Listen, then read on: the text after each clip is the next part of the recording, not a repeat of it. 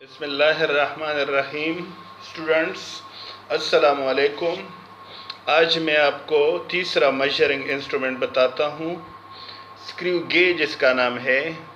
जैसे कि इस फिगर में भी नज़र आ रहा है, ये जो स्क्रू गेज है इसको हम इस तरह डिफ़ाइन करते हैं, an instrument which is used to measure small length या diameter correctly up to 0.01 millimeter और 0.001 सेंटीमीटर। आपको बताया भी था कि अगर कोई लेंथ 0.1 मिलीमीटर से कम हो तो फिर वर्नियर कैलिपर इस्तेमाल नहीं किया जा सकता।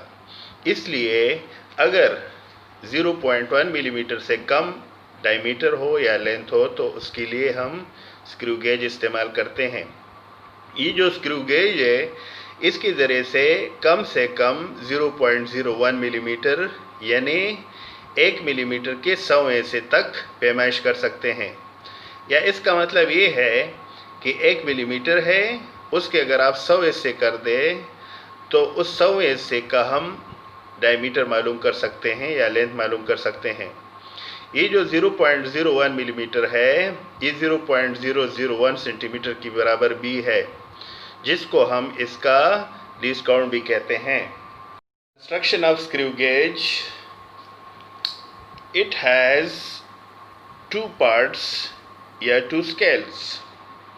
इसके 2 हिस्से हैं या 2 स्केल भी हम इसको कहते हैं। ये जो 2 स्केल्स हैं, एक है लीनियर स्केल, आपको मैं डायग्राम से दिखा देता हूँ। It is marked in millimetre, इसके ऊपर मिलीमीटर में निशानात होते हैं। और इसका दूसरा सर्कुलर स्केल है, it is divided into 50 equal division. ये जो सर्कुलर स्केल है नाम से भी ज़ाहिर है ये घूमता है। ये जो लीनियर स्केल है इसके ऊपर आगे और पीछे घूमता है। ये जो इसका पूरा सर्कल है इस पर 50 डिवीजन्स हैं या 50 मार्किंग्स हैं और हर 2 मार्किंग के दरमियान फासला बराबर है। स्क्रू गेज का कंस्ट्रक्शन या इस केस से इस डायग्राम में दिखाए गए हैं। सबसे पहले मैं आपको वो 2 स्केल्स बता देता हूँ जो मैंने कंस्ट्रक्शंस में आपको बता दिए। सबसे पहला वाला मेन स्केल है, ये वाला मेन स्केल है। इसके ऊपर जो निशानात है मिलीमीटर में है। 0 से 5 तक 5 मिलीमीटर और फिर इस 10 तक 10 मिलीमीटर है।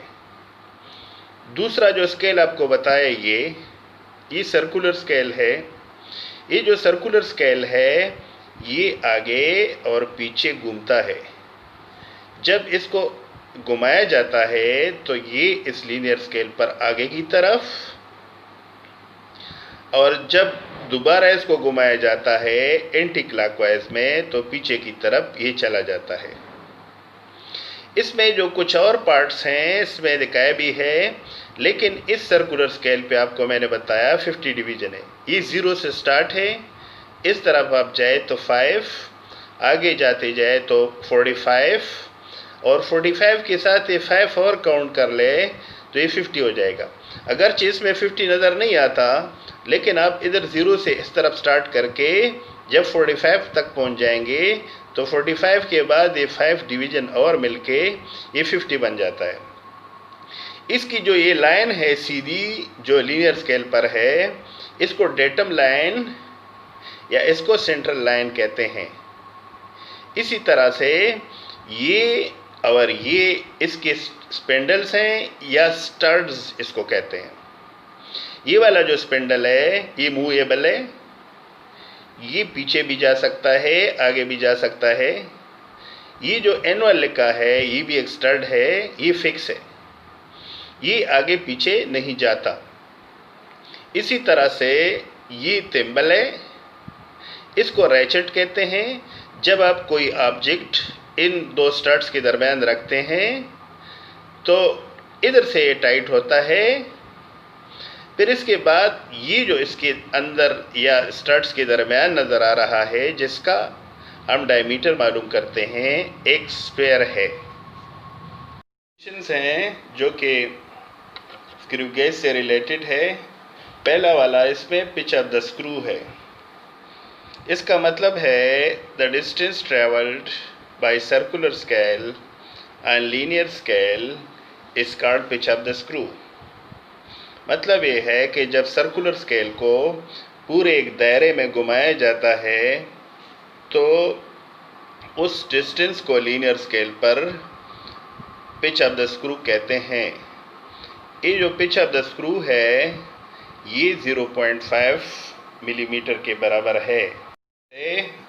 आपको पिच ऑफ द स्क्रू समझा देता हूँ, आप ये देख लें, इसको सर्कुलर स्केल कहते हैं। तो ये जो सर्कुलर स्केल है जब इसको एक दायरे में घुमाया जाता है तो ये जो लीनियर स्केल है इस पर 0.5 मिलीमीटर आगे की तरफ या पीछे की तरफ चला जाता है। तरीका ये है कि अगर आप इसको एंटी क्लॉकवाइज घुमाएंगे तो इस तरफ आएगा, और अगर क्लॉकवाइज घुमाएंगे तो पीछे की तरफ जाएगा। फिर आपको बताया कि ये 0 है ऊपर जो निशान है, इसके बाद जो एक डिवीजन है ये वाला, ये 1 मिलीमीटर के लिए है, लेकिन ये जो निशान है नीचे वाला ये हर एक 0.5 को रिप्रेजेंट करता है।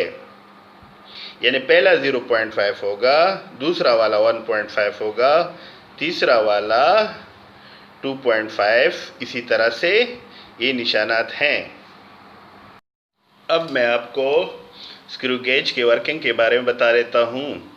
यानी स्क्रू गेज से किसी स्फेरिकल ऑब्जेक्ट का डायमीटर कैसे मालूम किया जाता है। डायमीटर मालूम करने का तरीका ये है कि ये जो डायमीटर है ये बराबर होता है main scale reading plus circular scale reading. मतलब इसमें आप दो तरह की रीडिंग लेंगे, यानी मेन स्केल रीडिंग और प्लस करेंगे उसको सर्कुलर स्केल रीडिंग के साथ। इस डायग्राम में एक स्फेरिकल ऑब्जेक्ट जो वर्नियर जो स्क्रू गेज है उनके स्टड्स के दरम्यान रखा गया है। फिर उसकी जो रीडिंग है इस मैग्नीफाइड व्यू में दिखाया गया है। सबसे पहले मैं आपको मेन स्केल रीडिंग का तरीका बता देता हूँ जो कि बहुत आसान है। इसमें आप देखेंगे कि आपको कितने निशानात नज़र आ रहे हैं। ये जो मेन स्केल रीडिंग है इसको आप इस तरह गिनेंगे, ये 0 है, 1 2 3 4 5 मिलीमीटर आपको साफ नज़र आ रहे हैं, लेकिन ये नीचे वाला भी नज़र आ रहा है। इसलिए मेन स्केल रीडिंग में आप 5 और इसके साथ 0.5 भी ले लेंगे, यानी मेन स्केल रीडिंग 5.5 मिलीमीटर है। अब सर्कुलर स्केल रीडिंग का तरीका ये है कि आप इस सर्कुलर स्केल की डिविजन्स को देखेंगे कि इनमें से कौन सा डिवीजन ऐसा है जो कि इस डेटम लाइन या horizontal line on the linear scale के सामने है। अगर आप देखें तो साफ नज़र आ रहा है ये 25 है, 26, 27, 28, यानी 28 डिवीजन जो सर्कुलर स्केल का है वो इस डेटम लाइन के सामने है। अब रीडिंग इस तरह आ जाती है कि आप ये जो 28 है इसको लीस्ट काउंट से जो कि 0.01 मिलीमीटर है से मल्टीप्लाई करेंगे। इन दोनों के मल्टीप्लिकेशन से 0.28 मिलीमीटर आ जाएगा। जब हम इस मेन स्केल रीडिंग को सर्कुलर स्केल रीडिंग में ऐड करेंगे तो इससे 5.78 मिलीमीटर आ जाता है। ये जो 5.78 मिलीमीटर है ये इस स्फेरिकल ऑब्जेक्ट का डायमीटर है जो कि स्क्रू गेज से मालूम किया गया।